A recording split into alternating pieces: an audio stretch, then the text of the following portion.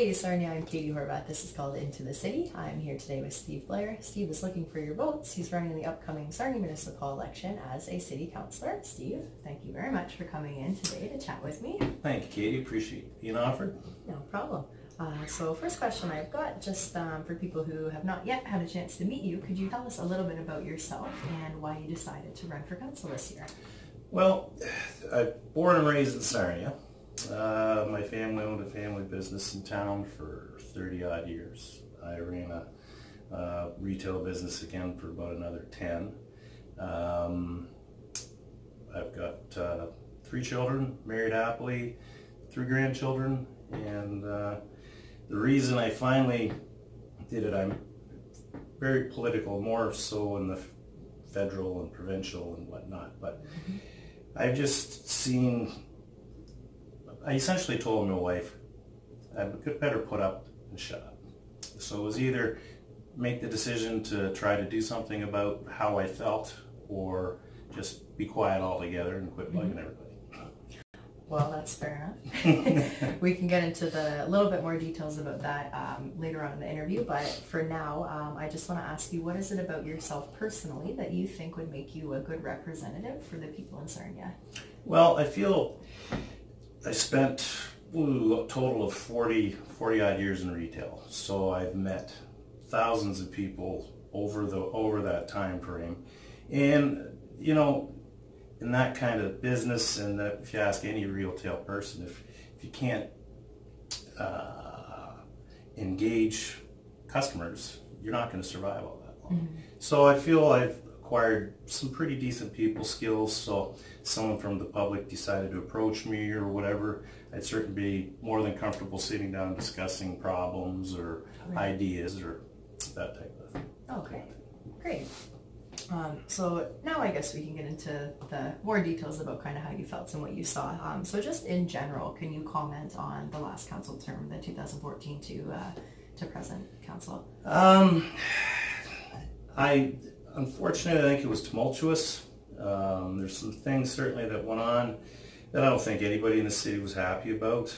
I don't want to tread too much on the past. The past is the past, and people carried forward the way that they believed was right, and you know, I would just like to see more unity there, and hopefully that's what we get with the new council. Okay, and if you are elected, how do you think that you could kind of contribute to that unity and to that moving forward together, excuse me? Well, I think, again, as I mentioned, I think my people skills would certainly be an asset, being able to get along with the rest of the group. But I think also as well, I think having a business background and would certainly help as well, move things forward, and just assisting in different ways through the business portion of things too. Okay. So as far as public input goes, they've established the SMART surveys this term. They've done a couple of public input sessions on various topics like the dog parks, what's going on at Baxter. They're now starting to do some kind of information sessions with the internet voting. So my question is, are you satisfied currently with the amount of public engagement is had for decisions being made at City Hall? To be honest with you, I'd have to see numbers. Okay. But I think, to be perfectly honest, I don't think enough people do get involved. It's the same thing if you look at the voter turnout last election. You know, if that's the small amount of people that are going to vote, you're going to even have less numbers of people in the community getting involved. Yeah, that's true. Do you have any ideas of how to kind of increase that engagement? That's a good question. You know, that's something I hadn't really thought about. But whether it's marketing or you know, that is certainly something to be considered, but to be honest with you, I couldn't really give you a solution right at the moment. Maybe just something other than try to we just have to get the public more involved. There's no doubt about it, but we'll see. maybe explore those options if you're elected, maybe. Sit down as a group and see what kind of ideas get thrown around. Yeah. Okay, fair enough. So we'll just ask you one more question about the current council, and then we'll get more into kind of your specific ideas if you get in. So I just wanted to ask you a topic that's kind of near and dear to my heart, was the switch to e-voting this year. Some people believe this is great, this is the way of the future, we're all gung-ho, forward-thinking. Other people feel that removing the paper ballot, they weren't aware that that was going to happen, and they kind of feel disenfranchised some. So I'm just kind of wondering what your thoughts are on that move. I could see it coming. I think generationally, you're going to have a lot of older folks that are going to be frustrated, and like younger people, I'm not terribly computer illiterate, but I can work through things. But I think you're going to find probably the older generations may have trouble with it. A lot may not even have access to it. So that's going to be interesting to see how that plays out. This is obviously, we won't really know until Election Day, but do you think that this will increase voter turnout, or do you think that it'll decrease, or do you think it'll be about the same? If I was a betting man, I'd probably say I think you're probably going to see it stay about the same. You might lose some of the older crowd, and you may gain some of the younger crowd. So probably right around that 33 still. That's what I would figure. I don't know if you'll see an increase or not, but it would be great if we did. Yeah. Okay. So at this portion of the interview, I like to just kind of get into the meat and potatoes of the issues that you're running on. So we'll start with just in general. What do you think are the 3 most important issues that the people of Sarnia face today? Well, I would say our debt would be number 1. I'm really concerned when I, listen to my kids talk and about the drug problem we have in the city. That really concerns me. And lastly would certainly be our infrastructure needs. Roads, sewers, things like that. You look at some of the roads in the old core of the city that need work, and and it's not just there, it's several places in the town need to be upgraded, but we've got to find the money for that. We just can't keep hitting the taxpayer for it. Right. So how do you think that we could attract some new businesses into Sarnia? Well, right now, it's marketing. I think with the new provincial government, if they can do things with our hydro, it's to be seen, certainly. But as far as bringing industry in, we've got to get our rates down to make it more equitable for somebody to make it worthwhile to come in to Sarnia, or even Ontario for that matter.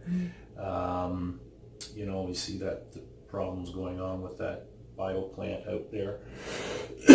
But I think number 1, we've got to get our energy costs in line if we're going to attract new business, especially new industry. As far as retail businesses, I'd love to see more happen down here in downtown. I used to belong to the BIA when it was functioning.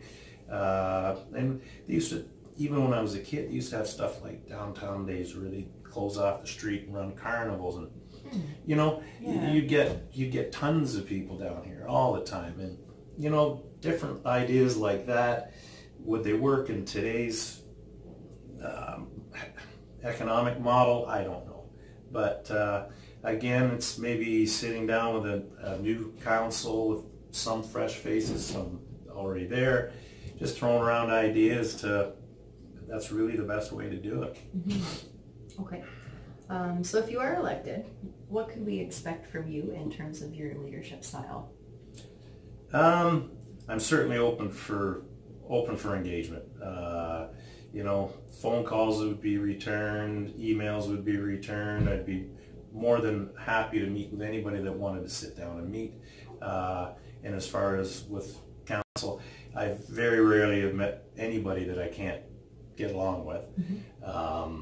So I can't see, as far as leadership goes, it's it's a tough question to really answer, to be honest with you, for me. But I would certainly follow through with whatever I said I was going to do, and I would probably try to lead by example that way. And if I said something, I'm going to stick to it. That would probably be the best way I could describe that. That's fair enough. So you've got a lot of competition for the 4 seats for the city side. 2,700 people that are going for the 4 seats. So I asked this to everybody. I've not yet decided. There's so many. I'm still researching candidates. But why, instead of voting for somebody else, why should we vote for you? Well, I would say, first off, I'm going to be honest with people. That's number one. As I said, if I tell you I'm going to do something or I'm going to vote a certain way, I'm going to do it. I'm, by background, I'm a fiscal conservative person, so I would certainly, our budget is certainly something that I believe really needs to be looked at hard.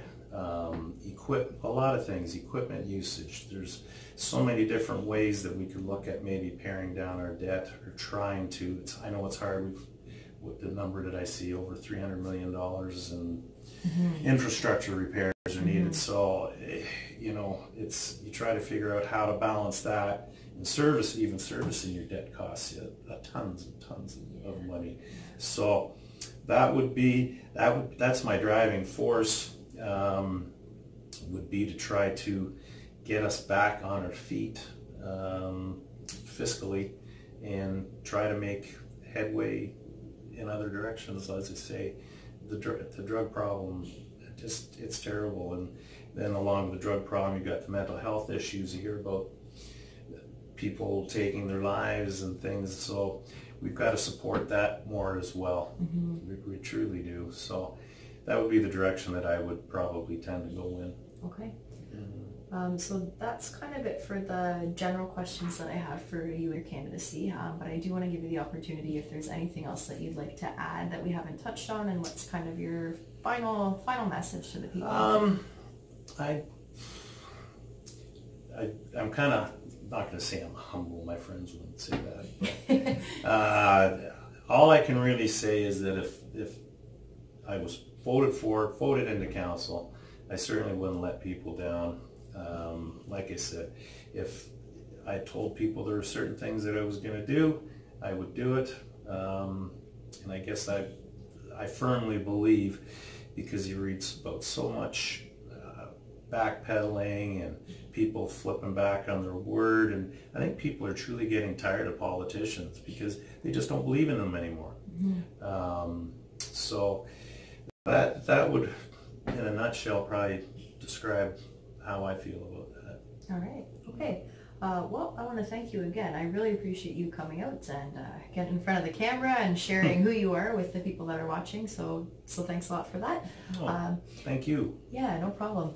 This has been Steve Blair. If you like what Steve has to say, the polls are open online. You can also vote by telephone on October 11th, 24/7 up until October 22nd, the election day. Again, this has been Steve Blair for Sarnia City Council.